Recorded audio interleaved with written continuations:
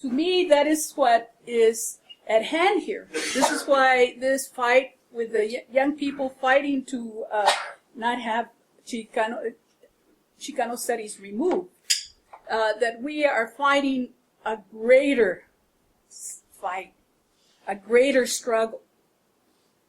And we're like, in a sense, I think that we have already won. And we're now just fighting the hardness of what comes afterwards. Remember when the Brown decision came down, right? It didn't mean because the United States Supreme Court said, okay, segregation is not legal anymore, that it ended segregation. No, just because it's pronounced doesn't make the law real. People had to get out into the streets. People died.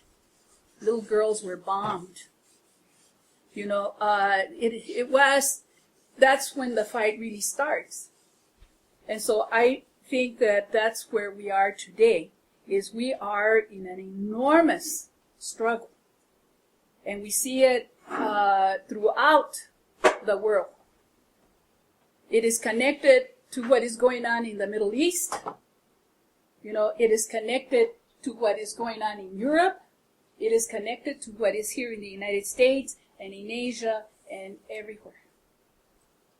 And so that then is the importance of Chicano studies, because it is in that tradition, just like La Campana bookstore was in that tradition, and all of the writers. You know, I just like very quickly see like when the books of Frantz Fanon and Paulo Freire were removed, which was you know, there are many others that are there.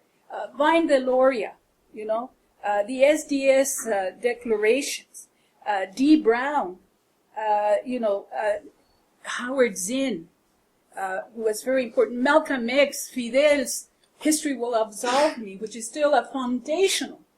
Che's speech at the Transcontinental Congress, that is still fundamental as well. Ho Chi Minh, you know, all of these, Frantz Fanon and even Illich, the theology of liberation writers as well, and so forth and so on, right? Those are part of the writings of Rodolfo Acuña that are very important. You know, Rodolfo Acuña, who came to La Campana when he was a young professor and was applying for a position at the University of Arizona. We asked him to go and join us in protesting something at the university. He did, and he didn't get the job. But he stood for what was right, you know? And he has a very close connection to Tucson. Lorenzo was with us, Bill Taylor, a whole group of us, and you know, all of those experiences that we had, and the establishment of El Grito, which was really initiated here in Tucson with Octavio Romano, who was an anthropologist from Berkeley, Herminio Rios, and so forth. So the history is long, and it is, you know, a wonderful history that is founded here in Tucson. Bureaucracies and politics are so involved. You know, when Lupe is talking about this history of Mexican American studies, this is education at its clearest form of being the tool for liberation, right?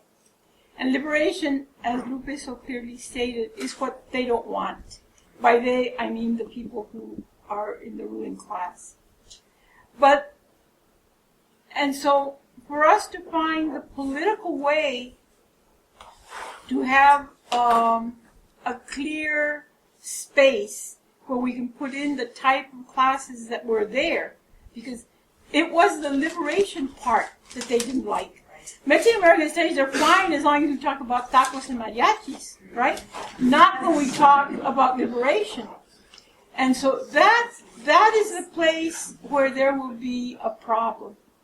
I look and see, you know, they're hiring people to do, I don't know what, you know, and they're pushing it by saying we're going to have wonderful programs in mathematics and science so that all Chicanos will be able to participate and become great biologists or whatever it is, which is great. I'm always in favor of good math and science. But this is a distraction, and the multicultural thing is a distraction to move us away, saying, here's what we're going to give you. It's not what we are saying we want.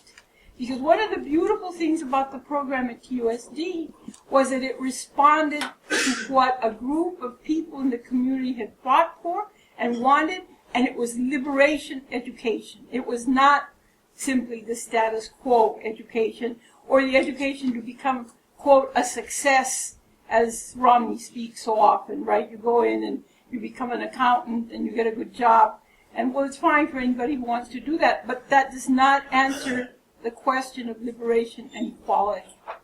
And that's what Mexican American Studies is for. Now, to do that, to have the courses the way that we want them, it takes a major organizing commitment on the part of the board members. There has to be community behind it. And that's not easy. That's not easy to have. Because everything around us is working against it. It's not that parents don't want that kind of education, but they're being told, Mexican American Studies, oh, this is bad. Look at it, they threw it out.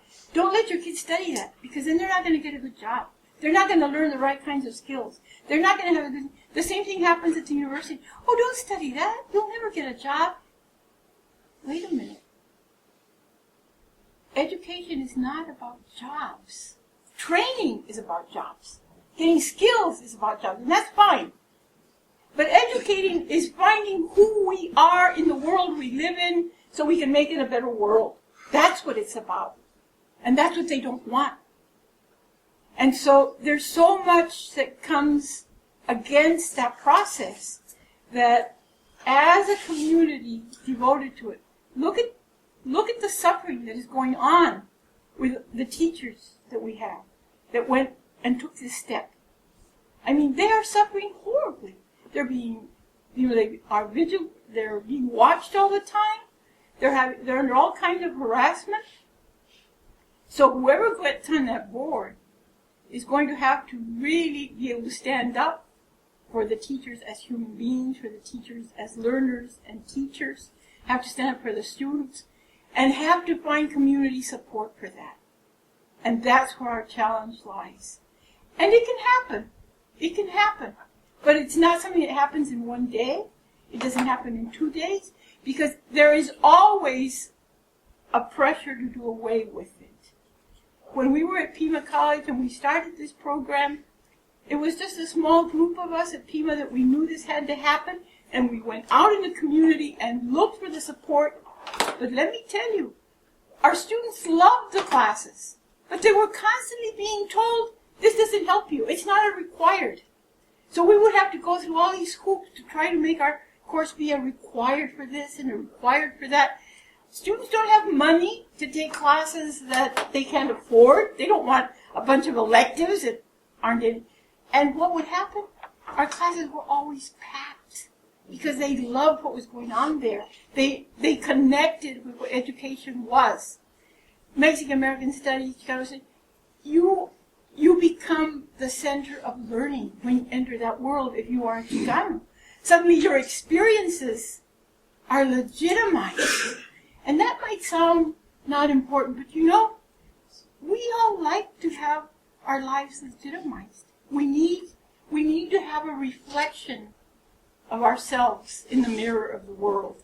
That is, if I go out and I discover some wonderful thing, it makes me feel real good, that's great, but I want to tell it to somebody. I want somebody to say, oh, that's it. Or someone to say, look at the way you painted your what do you call those, the cars? The lowriders. You can look at a lowrider and say, wow, what a great thing you've done, right? That kind of legitimization that takes place. And that happens at all levels. So our students loved the classes. Our students came. We had packed classes. I remember we had so many veterans out of Vietnam because they were all coming to community colleges to get their GI Bill rights. They were all working. We'd have classes, night classes, remember, with 80 and 100 men. Sometimes I was the only woman in the class. Sometimes the youngest one, because I was younger then. and it was like this beautiful enthusiasm that you'd see the lights go on, because it was the first time in their lives that we were talking their lives. It fit. What they knew fit with the bigger world. So on an individual basis of the teacher, students, the knowledge student, it is so magnificent what happens. That's what opens the world of learning. Because if I can ask questions of myself in a way that makes sense, I can start asking them all kinds of things. I had a student at Pima. It was my first down student. I had never taught any students that were American Indians. I had no experience with that. I had never taught, to be the truth. I was not a teacher. I trained to be something else and ended up being a teacher. But he would come to class and never open his mouth. And I was always, trying to make people participate and do things. And he would never say a word. But twice a week, I had office hours. And he would come and just sit in my office for 2 hours. And he wouldn't say anything. He would just come and sit there. And I would hand him stuff to read. Something like Custard Died for My Sins and this and that, whatever I could find. Years later, we had a wonderful conversation, a whole series of conversations when we became talking friends. We had friendship of presence, in a sense, before. And it taught me so much that this learning experience, this being able to suddenly make some connections with who one is and how one grows up, with what is being put before one as something to learn. It is so powerful. And when one then questions that and looks at what's there and say, well, what are the other things about it? What do you want to know? What is it we should know? What's missing? How can it be this or that? That is the critical side. That's what they're so afraid of. So what we need as a community is just great courage, because it is a bad time.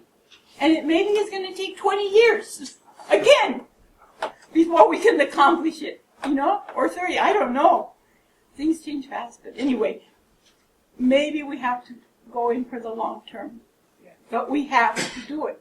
There's no choice. If we want a better world, if we want those things that we want for everyone, our struggle is right here, right now, and that's what it is. And it's very hard, as organizers, as activists, as participants, is to, as Dr. King would say, keep your eye on the prize. And you have to organize for the long haul. It's not going to be done overnight.